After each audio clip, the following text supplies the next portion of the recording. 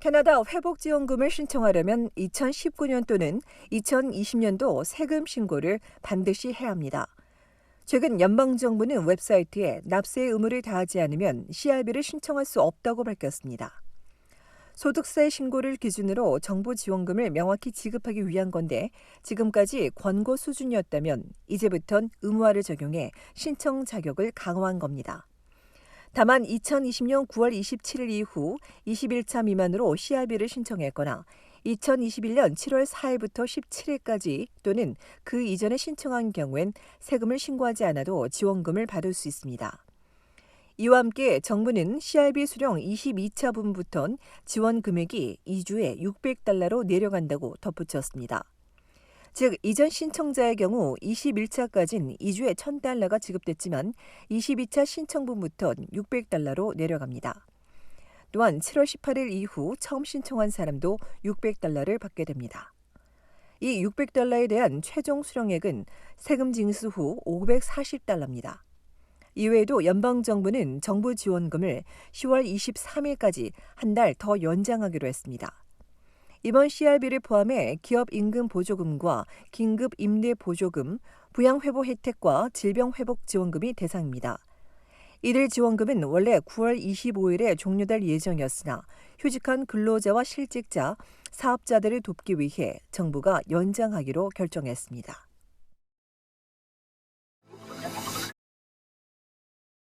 온타리오주에서는 어제 신규 확진자 수가 139명 늘었습니다. 최근 200명을 넘어선 이후 사흘 연속 100명대를 유지하고 있습니다. 일주일간 일평균 확진자 수도 어제 201명에서 199명으로 내려왔습니다. 이 기간 11명이 추가 사망했는데 이 중 7명은 이전 기간에 숨진 사례입니다. 지역별로 보면 토론토 26명, 워터루 19명, 필 지역 18명, 욕 지역 15명, 해밀턴에서도 12명이 확진됐습니다. 온주는 이전까지만 해도 하루 최대 25만 명이 백신을 접종했는데 최근엔 6만여 명에 그치고 있습니다. 브리티시 컬럼비아주는 델타 변이 바이러스 확진자 수가 7일에서 10일 간격으로 2배씩 증가하고 있습니다. BC주에선 어제까지 나흘 동안 700명 이상이 감염됐으며 이 중 절반 이상은 예방 접종률이 낮은 내륙 지역에서 확인됐습니다. 델타 변이가 주범인데 이외에 규제 완화와 경제 재개도 작용하고 있습니다. 전문가는 BC주의 델타가 주를 이루는데 앞서 알파 변이가 평균 2명을 감염시켰다면 델타는 3명을 감염시켜 상황이 더 악화될 수 있다고 지적했습니다. 이에 정부는 오늘부터 모든 백신 클리닉에서 워크인 접종 서비스를 제공하기로 했습니다.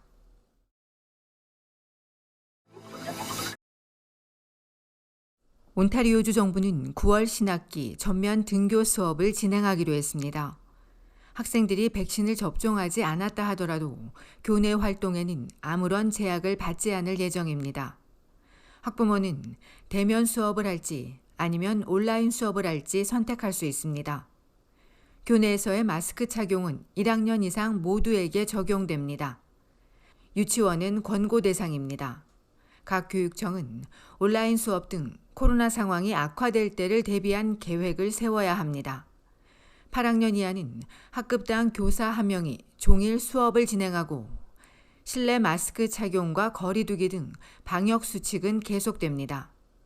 고등학교는 하루 수업을 2과목으로 제한하고 각 지역 교육청에 따라 일주일에 2과목씩 돌아가며 수업을 진행하도록 합니다. 코로나 이후 처음으로 스포츠 경기가 가능하고 악기 연주 수업과 필드 트립, 방과 후 수업도 가능하며 같은 그룹은 함께 식사할 수도 있습니다. 이전처럼 학교 입구에서 증상을 검사하진 않지만 대신 집에서 학부모가 자가검사를 통해 이상 증상이 나타나면 집에 머물도록 해야 합니다. 온주정부는 코로나 변이 확산에도 학급 규모는 줄이지 않을 예정이고 교직원이나 학생의 백신 접종도 의무화하지 않을 계획입니다. 각 학교의 백신 접종률 정보도 공개되지 않고 있습니다. 현재 온주에선 웰링턴 더퍼린 구엘프 지역이 유일하게 학생의 백신 접종률을 공개하고 있습니다. 이에 자녀가 다니는 학교의 백신 접종률을 파악하지 못할 것이란 생각에 벌써부터 학부모들의 우려가 커지고 있습니다. 교내 집단 발병 시 추가 조치에 대해서도 아직까지 구체적인 계획이 나오지 않고 있습니다. 또 한 학급 규모도 줄이지 않는다는 지적이 많은데 이에 정부는 2,500만 달러를 추가 투입해 교내 환기 시스템을 개선하겠다고 응답했습니다.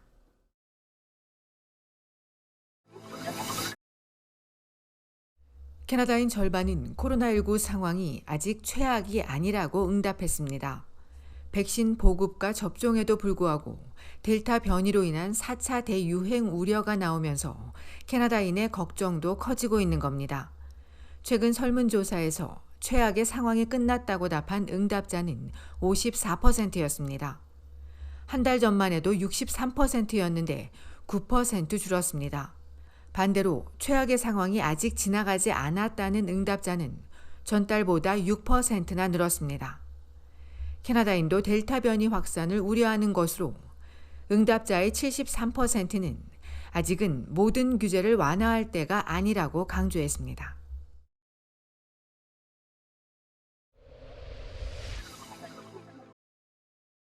온타리오주 토론토 블루제이스의 류현진이 로저스 센터에서 열린 클리브랜드 인디언스와의 홈경기에 선발 등판해 7이닝 2실점 호투로 시즌 11승을 달성했습니다.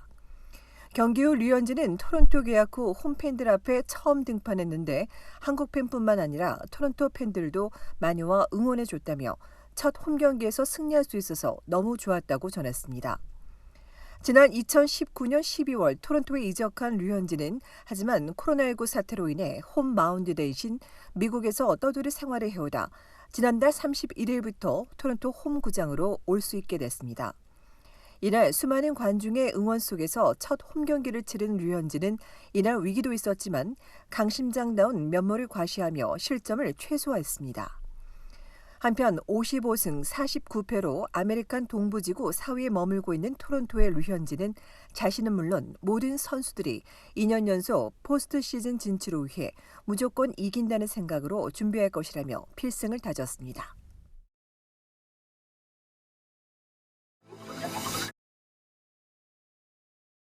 지난달 30일 밤 9시 30분 온타리오주 심코 레이크 동쪽 12번 고속도로와 23번 지역 로드에서 위험 운전을 하던 미니밴을 제지했는데 30세 여성이 몰던 차 안에 어린이 5명을 태우고 있었습니다. 경찰에 따르면 이 여성 운전자는 심지어 술에 취한 상태로 운전한 것으로 알려졌습니다.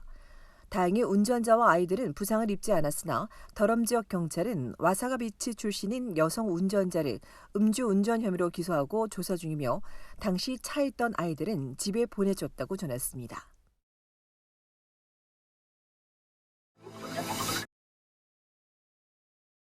온타리오주 나야가라 글렌리버에서 물놀이를 하던 20대 2명이 물에 빠져 여성 1명이 숨지고 남성 1명이 실종됐습니다.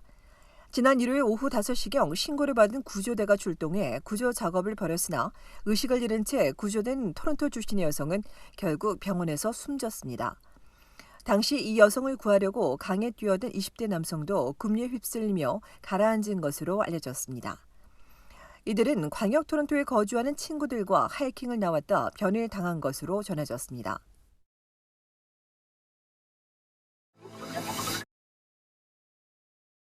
수천 명분의 모더나 백신이 버려질 위기에 처하자 온타리오주 약사협회가 추가 접종, 즉 부스터샷을 조심스럽게 제안했습니다.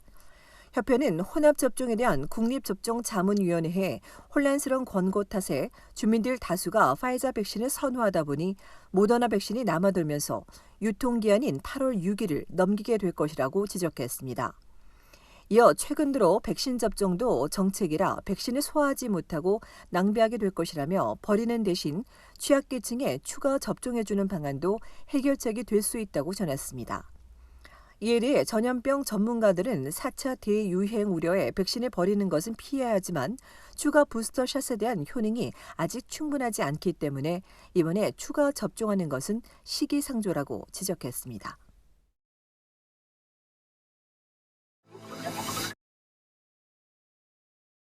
한국의 제과점 프랜차이즈 파리바게뜨가 온타리오주 토론토 블루스트리트 웨스트 110번지에 캐나다 1호 매장을 오픈합니다.